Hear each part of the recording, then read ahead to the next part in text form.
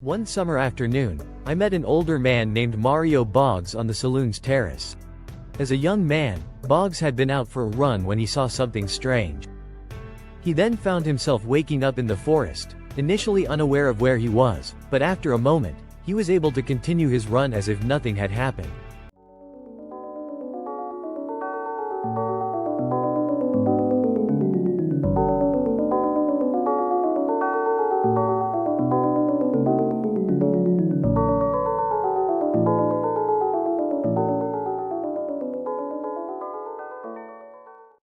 I am Johann Newton, and my regular place is the popular pub Black Raven Saloon.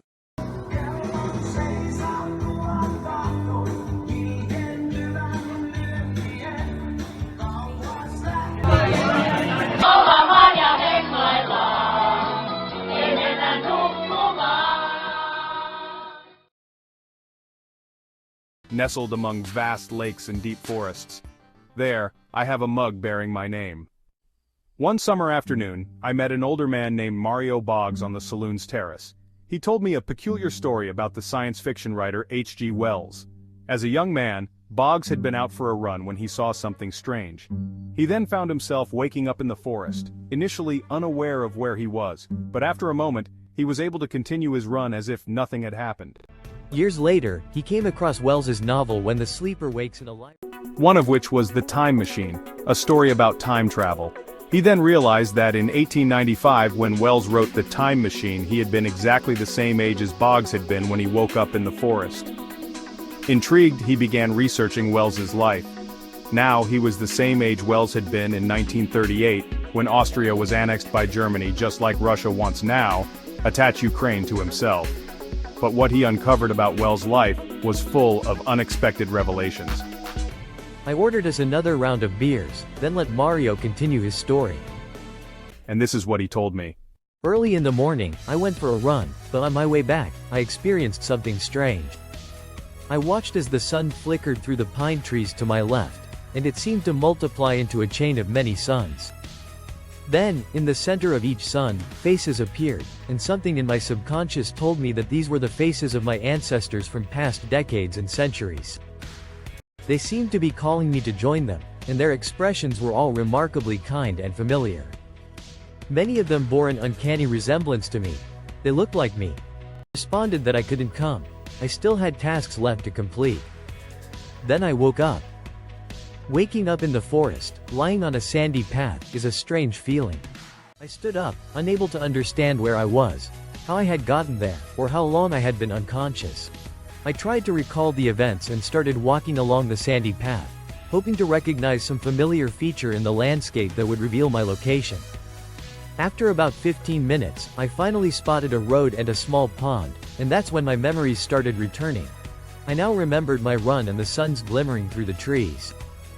Years had passed since that incident, and I probably would have forgotten it altogether if I hadn't gone to see a movie based on H.G. Wells's The Time Machine. There was something strikingly familiar about the structure of the time machine, as I recalled having once pondered what kind of design a real time machine might have. Space-time is an expression of the fourth dimension. We can only perceive three dimensions, length, width, and height, but in the fourth dimension, we can calculate the volumes of four-dimensional hypercubes or hyperspheres, though we cannot truly comprehend them. The curvature of space means that planets and suns are like massive weights pressing into the fabric of space, creating depressions where they sit. Sometimes, if the weight becomes too great, a hole forms in the fabric, a black hole leading to another universe. How could one achieve the same effect without immense gravitational force? Perhaps with a hypergyroscope, drilling its way into another dimension? Upon arriving home, I searched for my old notes, and sure enough, I found the yellowed notebook in the attic. On the side of a page, I had drawn the face of a mustached man, and on the previous page, there was a list of books I had read along with my training statistics. That's when I remembered my fainting episode. It was recorded in the notebook. No wonder I lost consciousness. My workouts that week had been extremely intense, and on top of that, I had managed to read a couple of books. Then my eyes caught an unusual detail. Right after regaining consciousness, I had read H.G. Wells' book The Time Machine. have been what inspired me to start writing science fiction, as the very next month, I completed my first 2 short stories, both dealing with different time periods. At that time, I was the same age as Wells when he wrote his first novella, Anticipations, originally titled An Experiment in Prophecy. However, my observation led me to read Wells's biography, and immediately, 2 surprises followed. I found a picture of Herbert Wells from the time he began his career, and it bore an astonishing resemblance to the figure I had drawn in my notebook. On the other hand, the picture could have depicted myself, as I also had a mustache and sideburns at that time.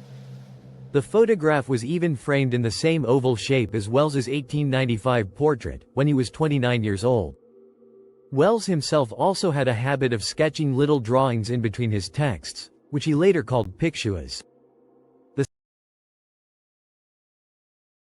The second revelation was Wells's age. When he completed his first story, The Time Machine, he was exactly the same age as I was when I saw the sun-faced figure on the forest path. Even the titles of Wells's books began to intrigue and amuse me. When the Sleeper Wakes, The Dream, and the strangest coincidence of all, Kipps, which oddly resembled my own name. That was the last straw. I felt like I was losing my mind. Curiosity, however, got the better of me, and I checked whether Kipps was just a made-up name or a real one. It turned out to be real. People with this surname had lived in England as far back as the 18th century, when Kipps had a variant form, Kippies. Then I made another discovery. Kipps resembled Wells in structure. The last letter was the same, and the letters E and L were positioned 4 letters away from I and P in the alphabet. Was Wells writing about himself in When the Sleeper Wakes? I also noticed that Wells had developed strategy games just as I had. He published the book Floor Games and, a few years later, the game Little Wars. In exactly those same years, I had developed a board game that gained significant public attention. By then, I was starting to feel quite unsettled. Was Wells's life running along some parallel track with our own time? Then the world began to buzz about the supposed apocalypse or the beginning of a new era in 2012. According to the Mayan prediction, the cycle that had begun in 3114 BCE was set to end on December 21st. In Wells's life, the corresponding year was 1925, and the year before, he had written a year of prophesying.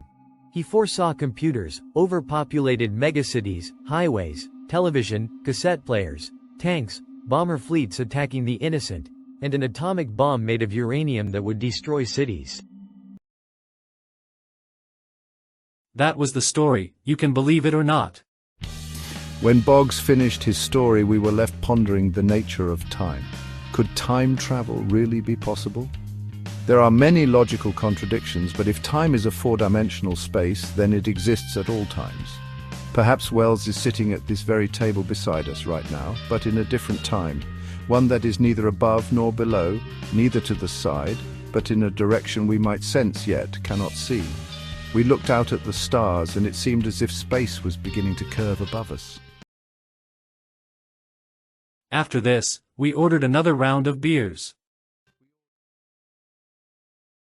This story was fiction, but the following is fact about Wells. Herbert George Wells was an English writer, prolific in many genres. Wells's science fiction novels are so well regarded that he has been called the father of science fiction. The Time Machine is an 1895 dystopian post-apocalyptic science fiction novella by H.G. Wells about a Victorian scientist known as the Time Traveller who travels to the year 802,701. The work is generally credited with the popularization of the concept of time travel by using a vehicle or device to travel purposely and selectively forward or backward through time. The term time machine, coined by Wells, is now almost universally used to refer to such a vehicle or device.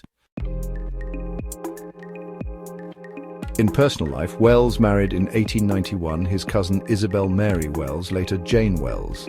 The couple agreed to separate when he had fallen in love with one of his students, Amy Catherine Robbins. Wells had multiple love affairs. Dorothy Richardson was a friend with whom he had a brief affair which led to a pregnancy and miscarriage in 1907. Wells's wife had been a schoolmate of Richardson.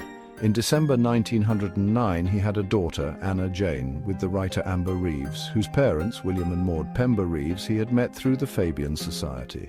Amber had married the barrister G.R. Blanco White in July of that year, as co-arranged by Wells. After Beatrice Webb voiced disapproval of Wells's sordid intrigue with Amber, he responded by lampooning Beatrice Webb and her husband, Sidney Webb, in his 1911 novel The New Machiavelli as Altiora and Oscar Bailey, a pair of short-sighted bourgeois manipulators.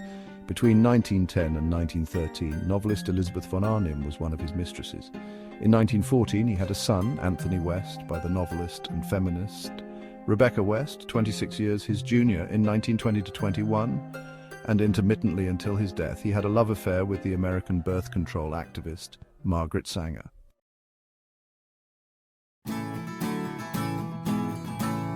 As older Wells wrote, "I was never a great amorist, though I have loved several people very deeply."